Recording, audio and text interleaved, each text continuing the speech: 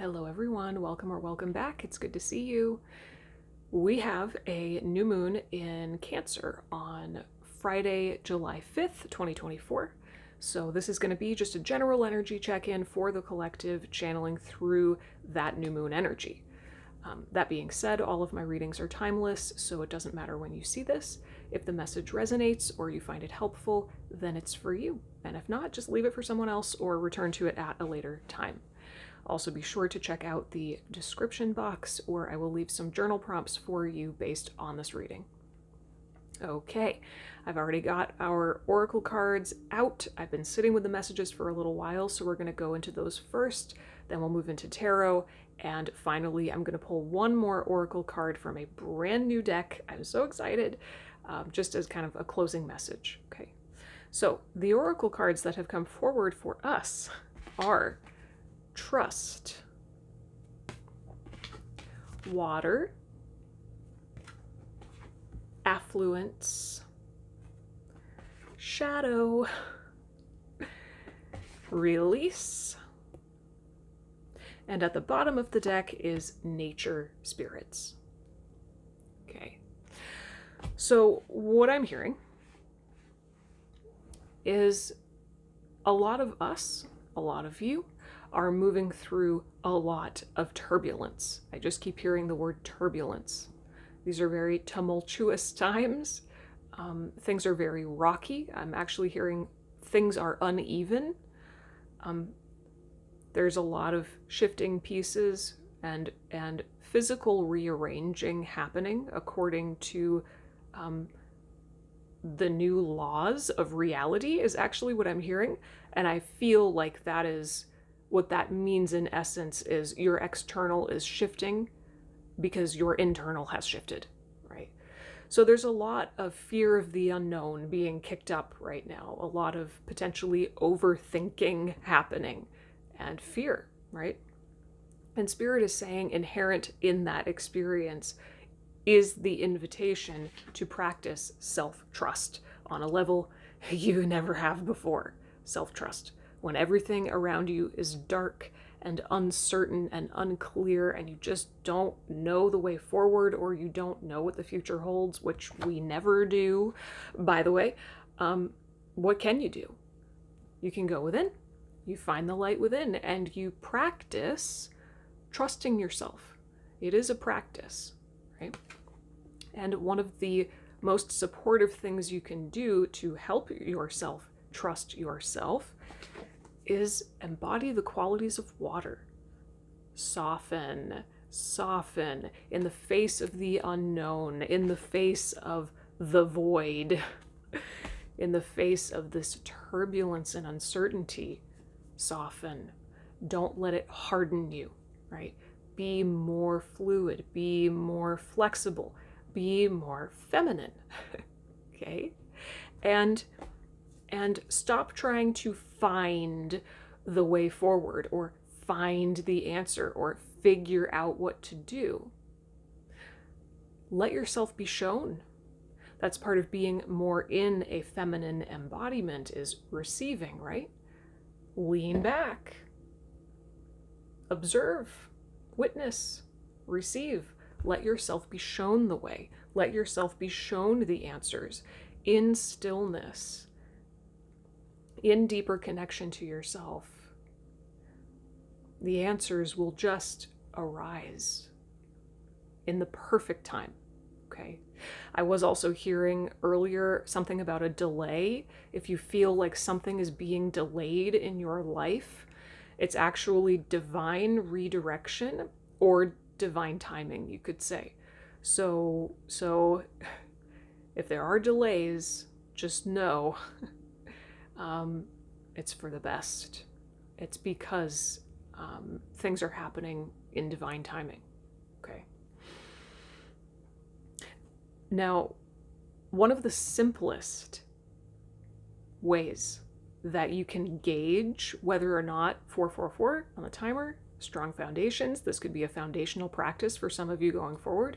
One of the simplest and most fun ways to gauge whether you're more in your feminine or more in your masculine is to just look at your body language, right? So right now I'm a little bit more leaning forward, right? My back is not up against the wall. I'm leaning forward. I am focused on the camera. I'm using my hands for extra emphasis, right? I'm very focused and forward leaning. I'm a little bit more in my masculine actually, because I'm trying to communicate something. I'm being proactive. I am actively communicating. I am like pushing my energy towards the camera, right? If I wanted to shift more into my feminine, all I have to do is literally lean back. Physically, literally lean back. Drop my shoulders. Soften all the muscles in my face. Take a deep breath.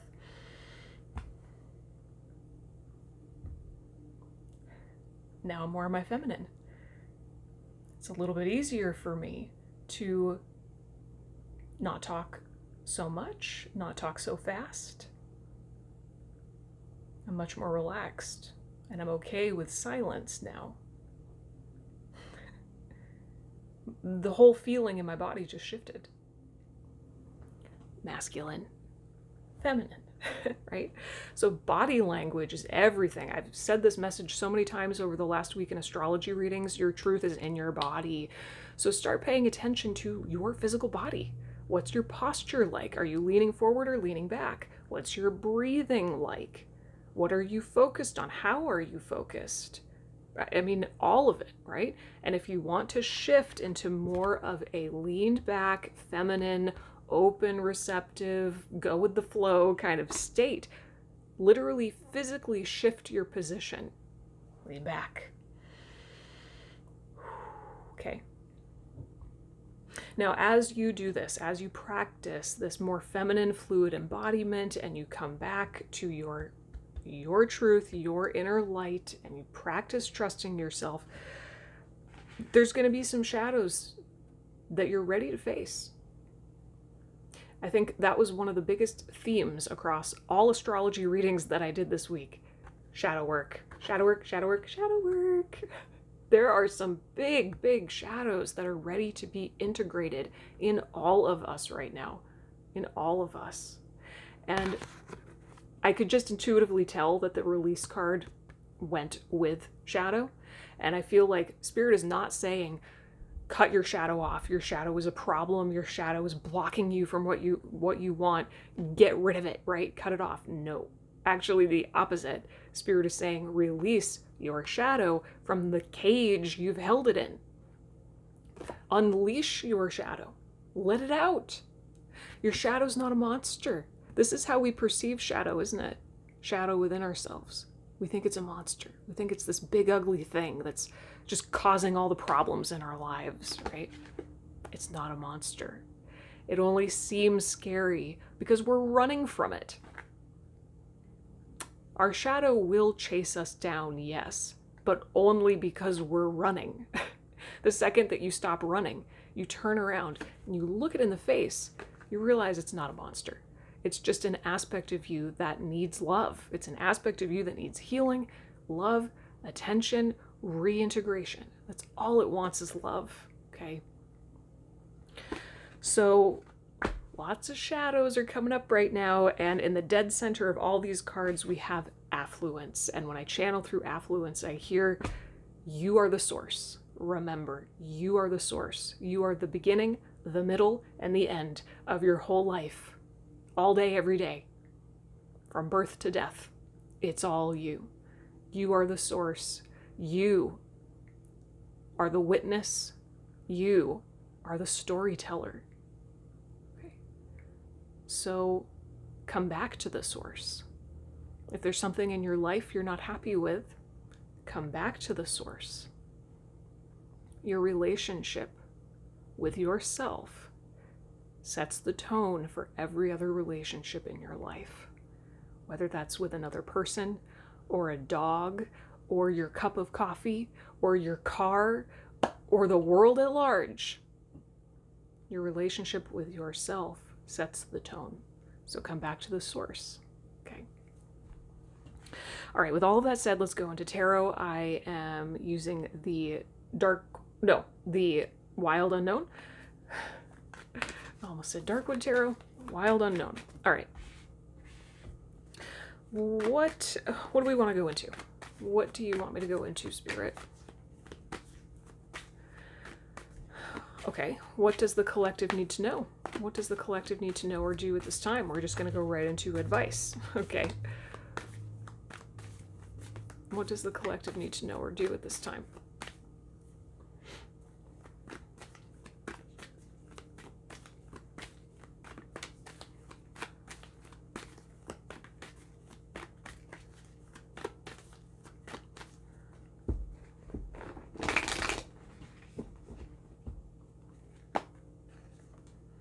The Hierophant. Ooh.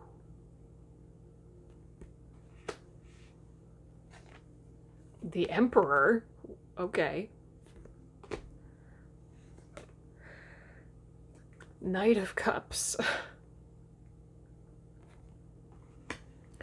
Okay. This is making me think of the Taurus reading that I just did. Some of you, if you feel called intuitively, go watch that Taurus reading. Okay. This is the shadow. This is the shadow in the collective that is coming up right now on like a mass level, and it's gonna be, you know, manifesting a little bit different for each of you. Of course, we all have our own stories and situations, but just like speaking in broad strokes, right? The shadow, the thing that needs healing right now on a mass level is the masculine. 100%.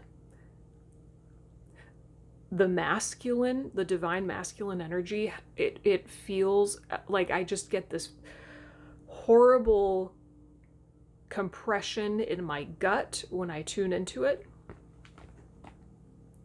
The divine masculine is trying to rise into its power right now. And in order to do that, it has to face all of its pain. It has to heal so much. I'm hearing abandonment. I'm hearing rejection. I'm hearing loss. Disorientation, actually. Disorientation. Confusion, I guess, is what that is.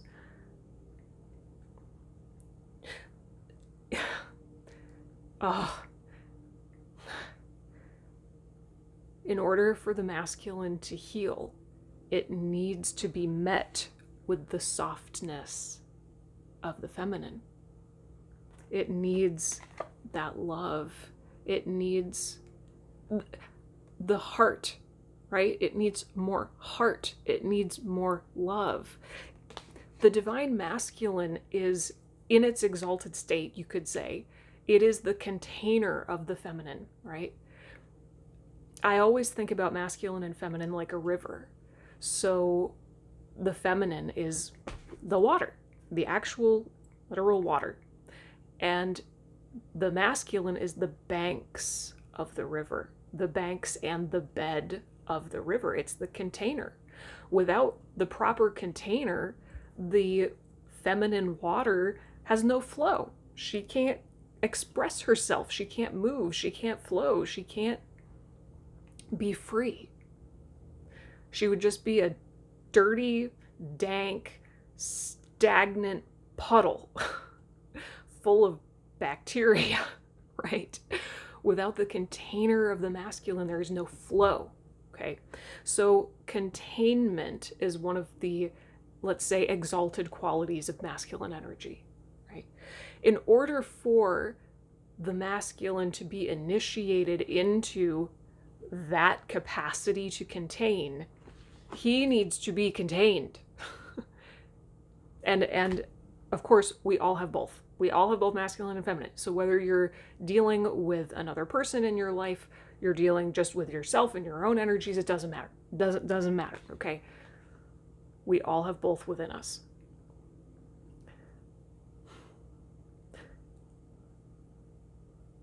One of the biggest traumas that the masculine experiences on a mass level is this expectation to be harsh, this expectation to like never cry, right? Never show emotion, be strong,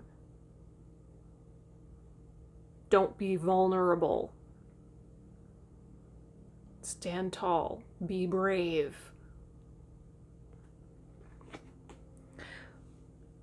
That creates unfathomable amounts of dissociation.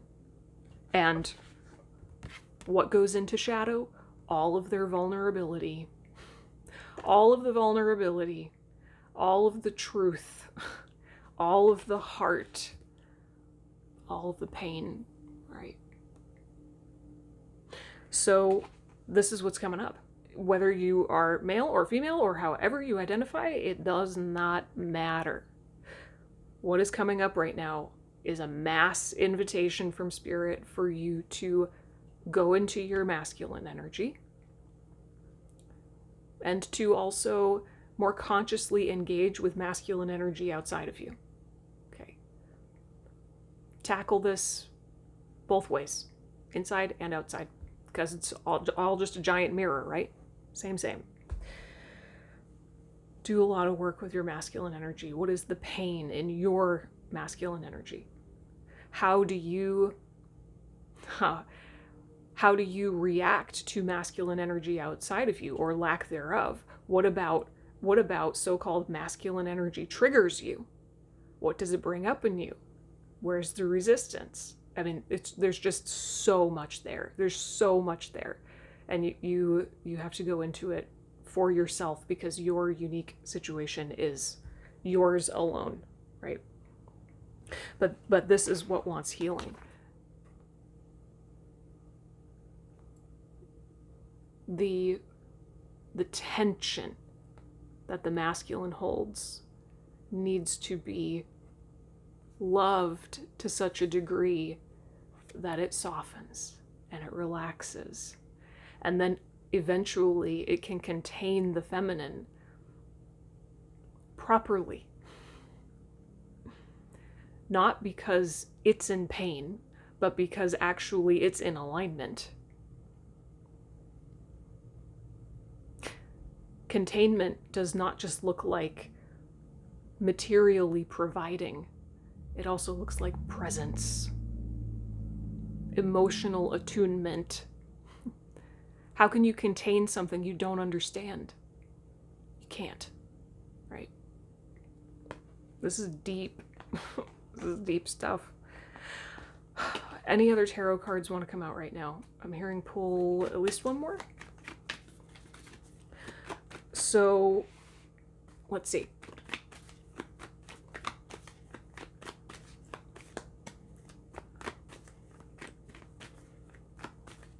What wants to be healed within the masculine? Tell me a little bit more about the divine masculine and the healing that it needs, please. It's interesting that this is coming up, because it came up specifically in the Taurus reading, but now it's coming up for everybody. I wonder why that is.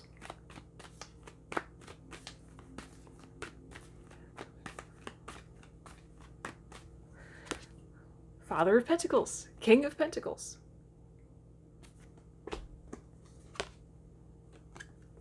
Ten of Wands. Seven of Swords. Yuck. Daughter of Pentacles, Page of Pentacles. Okay.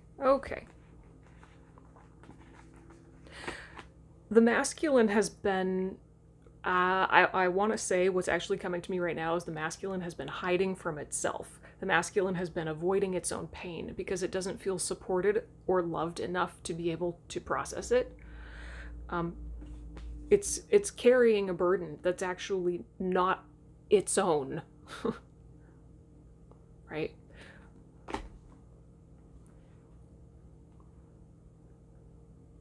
So on a practical level, the thing for all of us to do is to just get really curious and to start studying how our own masculine and feminine energies are showing up. Where are they out of balance? Where do we have resistance? Okay. What was our relationship like with our father, our grandfather, or a more masculine presenting figure in childhood, right? What are the negative assumptions that we have about masculine energy? What are the positive projections we have about masculine energy? I mean, there's just so much here. Get curious, right?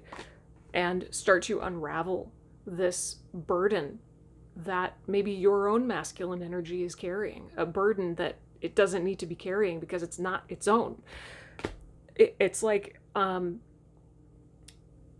within each and every one of us, our expression of masculine is to such an extreme degree distorted and confused by other people's truths, other people's expressions of their masculine energy. We need to start to like weed out what is mine, what is theirs.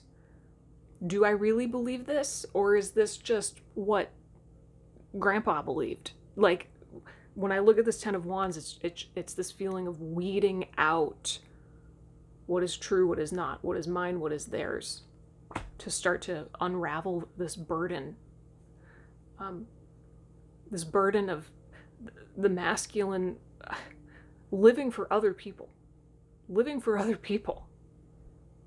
And it's funny because when masculine is in alignment and it is containing feminine in some way, it can look like the masculine is living for the feminine. It can look like that. Not always, but it can sometimes. But when the masculine is in alignment and in its exalted state, that let's say urge to contain divine feminine, to give structure to the water of the feminine, that is intrinsically motivated, completely intrinsically motivated. And so it is, in a way, the masculine living for itself, you know? Anyway, wow, this is fascinating. Okay. Well, it is no coincidence whatsoever that I just intuitively knew I wanted to draw one final oracle card from this brand new deck I got. It's called Into the Lonely Woods. So there's some loneliness in the masculine, okay? Big time loneliness, feeling just unsupported, unloved. There's no, how can we expect masculine energy to be soft if softness is not extended towards it, right? All right, closing message. Closing message, please, Spirit. What's the closing message, please, Spirit, for the collective?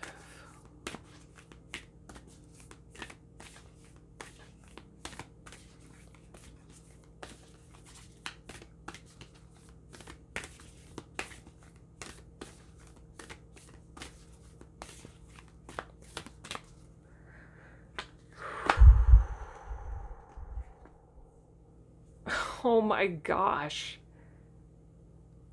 I literally, this is the card that came up for me the other day when I pulled one just for myself.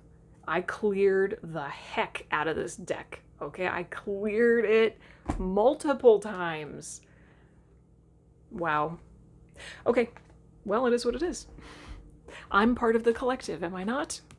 So we've got number 35, the consolations of isolation. And I'm just going to read you what the guidebook says, okay?